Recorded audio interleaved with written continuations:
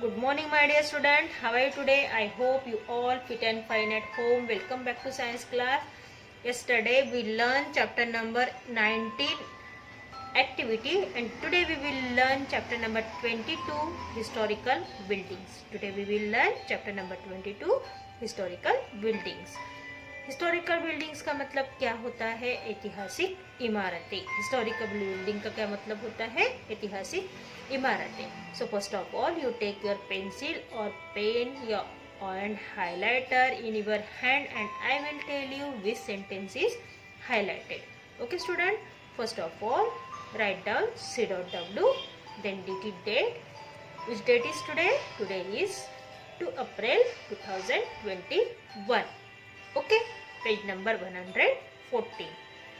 Okay student, shall we start? Then start. India has been home to people of different culture and religions. Bharat एक ऐसा देश है जहाँ पर रहने वाले लोगों का धर्म और परंपराएं अलग अलग होती है. भारत एक ऐसे लोगों का देश है जहाँ पर लोगों का धर्म और परंपराएं विभिन्न होती है, अलग अलग होती है. People made attractive buildings, statues etc to establish their identity in India.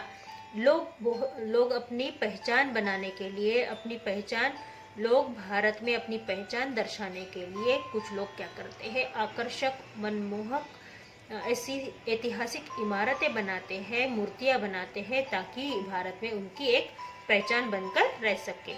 Now this building have change historical importance. और इन बिल्डिंग को बहुत महत्व होता है क्योंकि ये ऐतिहासिक इमारतें हैं. The government of India take care of this historical monument. भारत सरकार क्या करती है? ऐसे ऐतिहासिक इमारतों का ध्यान रखती है. भारत सरकार क्या करती है? ऐसे ऐतिहासिक इमारतों का ध्यान रखती है. A statue or a building that is built to honor a special person or an event is called a monument. Monument किसको कहा जाता है? Monument उसको कहा जाता है जहाँ पर ऐतिहासिक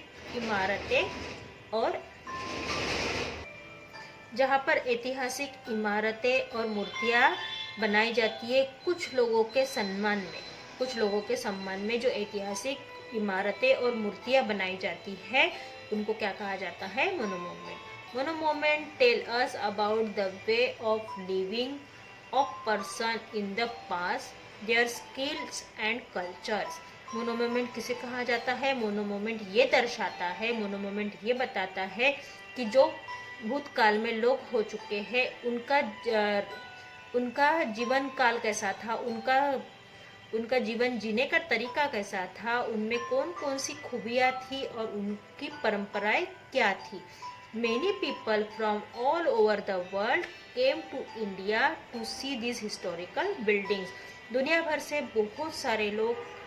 भर से सैकड़ों लोग हमारे भारत में ये ऐतिहासिक इमारतें देखने के लिए आते हैं. Let us learn more about some of these historical buildings. अब हम इनमें से कुछ ऐसी ऐतिहासिक बिल्डिंगों के बारे में यहाँ पर पढ़ने वाले हैं. ओके स्टूडेंट, सबसे पहले है द अशोका पिलर.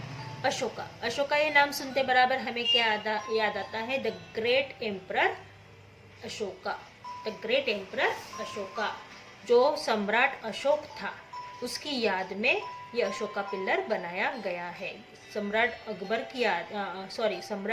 अशोका की याद में हमें भारत में ये पिलर बनाया गया. सम्राट अशोका कौन थे? सम्राट अशोका ये इतने महान राजा थे, इतने महान सम्राट थे कि इन्होंने दुनिया के सारे दुनिया पर इन्होंने विजय पाई हुई थी. Okay, emperor Ashoka was a great ruler of ancient India. प्राचीन भारत में अशोका थे वो बहुत ही महान ऐसे सम्राट थे. महान अशोका सम्राट क्या थे? प्राचीन भारत के एक महान सम्राट थे. अशोका ये प्राचीन भारत के एक महान सम्राट थे, शासक थे. रूलर का मतलब होता है शासक थे. He rule Indian more than 2000 year ago. उन्होंने 2000 साल पहले भारत पर अपना शासन किया था, मतलब भारत पर अपना राज किया था। During the latter part of his life he followed Buddhism and devoted himself to the spread of Buddhism।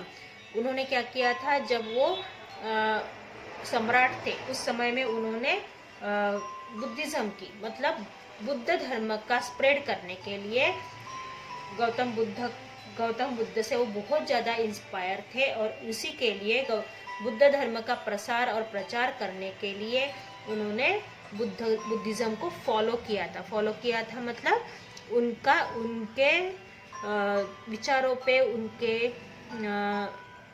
उनके आचरण पे उनको बहुत ज़्यादा विश्वास था, बहुत ज़्यादा उनकी श्रद्धा थी, उनका क्या था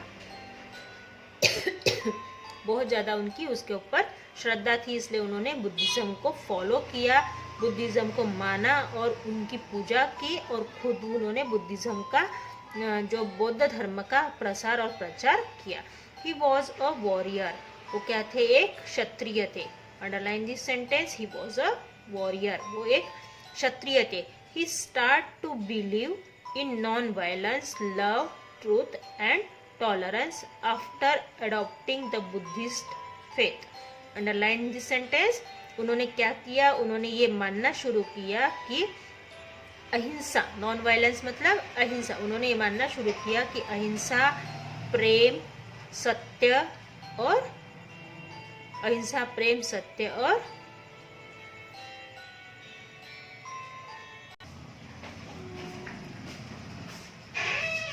start to believe in non-violence. He start to believe in non-violence, love, truth and tolerance after adopting the Buddhist faith। उन्होंने क्या स्टार्ट किया, उन्होंने ये मानना शुरू किया कि जो अहिंसा है, प्यार है, सत्य है और सहनशीलता है, इनको उन्होंने अपने अंदर, इन गुणों को उन्होंने अपने अंदर शामिल किया, इन गुणों को उन्होंने अपनाया और फिर उन्होंने बुद्धिज्म का प्रसार प्रचार किया। He constructed historical roads, pillars and many other buildings. उन्होंने बहुत सारे हिस्टोरिकल क्या बनाए, रोड बनाए। ऐसे बहुत सारे रोड है जो अशोका के नाम के ऊपर है, और बहुत सारे पिलर्स मतलब बहुत सारे ऐसे स्तंभ बनाए, पिलर्स मतलब स्तंभ बनाए कि जो बुद्धिज्म का प्रसार और प्रचार कर सकता है। The Ashoka pillar is the most popular structure made by Ashoka. सबसे महत्वपूर्ण अगर स्ट्रक्चर किसी ने कौन सा बनाया होगा तो वो है, उन्होंने अशोका पिलर बनाया। इट इज इन सारनाथ, ये सारनाथ में स्थित है। अशोका पिलर ये सारनाथ में स्थित है। The pillar has carving of 4 lion which are standing back to back. ये जो अशोका पिलर है, आपने सत्यमेव जयते में देखा होगा कि वो जो सिंबल होता है उसमें आपको 3 लायंस का फेस दिखता है, पर चारों लायन एक के पीछे एक इस पिलर के ऊपर बने हुए हैं। 4 lion which are standing back to back, वो चारों लायन एक के पीछे एक ऐसे है। The carving of 4 lion is the national emblem of India. ये भारत के मुद्रा के ऊपर भी स्थित है। ये 4 लायन वाला भारत की मुद्रा के ऊपर, मतलब पैसे के ऊपर भी ये स्थित है। आप 1 रुपया, 2 रुपया, 4 रुपया, 5 रुपया, आप जो भी देखते हो उसके ऊपर ये स्थित है। अ चक्रा कॉल्ड द अशोका, और उसके ऊपर जो चक्र होता है, जो हम भारत के झंडे के ऊपर जो चक्र है वो अशोक चक्र है। वो क्या है, अशोक चक्र है। Is one of the curving on this pillar, और ये अशोक चक्र इस पिलर के ऊपर भी बना हुआ है। The Ashoka chakra depicted in the centre of the Indian flag has been taken from this pillar. इस पिलर के ऊपर से ही उन्होंने क्या लिया है, ये फ्लैग लिया। इस पिलर के ऊपर ही उन्होंने क्या लिया है, इस पिलर के ऊपर से उन्होंने फ्लैग के ऊपर ये चक्र लिया हुआ है। अब हम पढ़ेंगे Taj Mahal. Taj Mahal is perhaps one of the most magnificent building build by Muslim emperor. मुस्लिमों के राजा ने बनाई हुई ये सबसे महत्वपूर्ण और सबको मैग्नेट की तरह खींचने वाली, आकर्षित करने वाली बिल्डिंग है। It is in Agra. ये कहाँ पर है, इसको अंडरलाइन कर लीजिए। Taj Mahal is perhaps one of the most magnificent building build by Muslim emperor. It is in Agra, ये आगरा में है। The Taj Mahal was build by emperor Shah Jahan in 1631 in the memory of his beloved wife Mumtaz Mahal. उन्होंने क्या किया है, ताजमहल ये किसके नाम पे बनाया है? ताजमहल ये उन्होंने अपनी बेगम मतलब अपनी वाइफ मुमताज के नाम के ऊपर ये ताजमहल बनाया है, जिसमें मुमताज का मकबरा भी है, मतलब मुमताज की समाधि भी इस ताजमहल के अंदर है। और ये शाहजहां ने 1631 में बनाया था। 1631 में ये शाहजहां ने बनाया था, सम्राट शाहजहां ने बनाया था। When मुमताज was alive, जब वो जिंदा थी तब बनाया। She made the emperor promise that he would build the Taj in her memory. Mumtaz जब जिंदा थी तब एम्परर शाहजहां ने उनको प्रॉमिस किया था कि उनकी याद में वो ताज बनाएंगे। ताज बनाएंगे मतलब ताजमहल बनाएंगे, ऐसा महल बनाएंगे जो मुकुट की तरह सुंदर होगा, और इसीलिए उन्होंने ताजमहल बनाया। He kept his promise, और उन्होंने अपना ये वादा निभाया। The construction of the building began in 1631 and was completed in 22 years. ये कंस्ट्रक्शन उन्होंने कब कंप्लीट किया? ये कंस्ट्रक्शन उन्होंने 1631 में स्टार्ट किया और 22 साल उन्होंने ये कंस्ट्रक्शन किया। 22 साल ताजमहल बनाने के लिए लगे हैं। यह सब आपको अंडरलाइन करते चलना है। Okay, The construction of the building began to 1631 and was completed in 22 years. उन्होंने 22 साल में ये कंप्लीट किया। About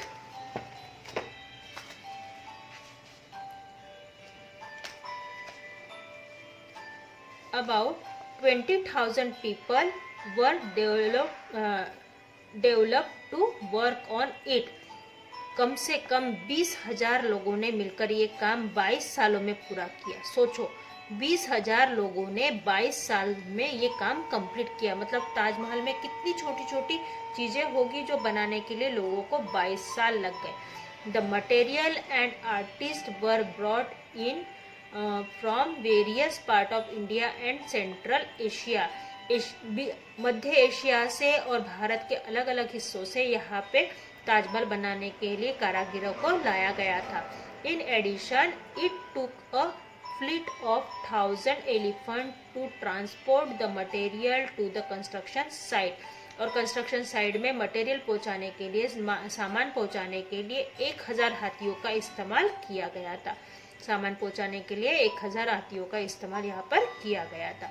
the construction site, the famous building is made up of white marble. ये सफेद मार्बल से बनी हुई बिल्डिंग है। ये सफेद मार्बल से बनी हुई बिल्डिंग है। It stand on a 22 feet height platform. ये जमीन से 22 फीट ऊंची है। ये जमीन से 22 फीट ऊंची है। It is an 8 sided building. इसके 8 दिशाएं हैं। इसमें 8 दिशाएं, 8 साइड में ये दिखाई देती है। ऐसी बिल्डिंग ये बनाई गई है। It is an 8 side building. Okay, अब हम पढ़ेंगे द जामा मस्जिद। जामा मस्जिद कहाँ पे है? जामा मस्जिद ये दिल्ली में है। जामा मस्जिद ये कहाँ पे है? दिल्ली में है। The Jama Masjid on the west of the Red Fort. Red Fort के वेस्ट में, रेड फोर्ट के वेस्ट में जामा मस्जिद है। अ mosque called Jama Masjid. Red Fort के वेस्ट में जो एक मॉस्क्यू बनी हुई है, मतलब जो ईदगाह बना हुआ है, उसे जामा मस्जिद कहा जाता है, और ये भी शाहजहां ने बनाया था। This building was built between 1644 and 1658 by 5000 artist. देखो, इस बिल्डिंग को बनाने के लिए इस बिल्डिंग का निर्माण शुरू किया गया 1644 में, मतलब 1644 में स्टार्ट किया गया और 1658 के बीच में ये बिल्डिंग बनकर रेडी हो गई और 5000 कारागिर इस काम के लिए जुटे हुए थे। द जामा मस्जिद is the largest and perhaps the most magnificent mosque in India. दुनिया के सबसे सुंदर ईदगाह अगर कोई है तो वो है जामा मस्जिद, वो है जामा मस्जिद। अब हम फैक्ट फाइल पढ़ते हैं। The Mughal emperor Shah Jahan was popularly known as the engineer king. 18th king. The Mughal Emperor Shahjahan was popular known as the 18th king. 18वें ये राजा थे जो बहुत ही प्रसिद्ध थे. He built many monuments such as the Taj Mahal, the Red Fort, the Jama Masjid, Moti Masjid, Wazir Khan Mosque and Lahore Fort. Now in Pakistan are some other construction of Shahjahan. Shahjahan के कौन कौन से construction थे? शाहजहां इन्होंने छोटे छोटे महल बनाए, जैसे कि ताजमहल है, रेड फोर्ट है मतलब ताजमहल है, लाल किला है, जामा मस्जिद है, मोती मस्जिद है, उसके बाद वजीर खान मॉस्क्यू, ये कहाँ पर है? अभी लाहौर में पाकिस्तान में है. मोती खान मस्जिद ये लाहौर के पाकिस्तान में है. ये सारी चीजें शाहजहां ने कंस्ट्रक्ट करवाई थी. ओके स्टूडेंट, हम यही तक पढ़ते हैं. कल हम पढ़ेंगे the Red fort eight Delhi, Qutub Minar, Victoria memorial, ये कल हम पढ़ेंगे. और फिर पढ़ेंगे द चार Minar, Hawa Mahal, the leaning tower of Pisa and से care of historical buildings. Okay student, see you soon, bye bye, have a nice day.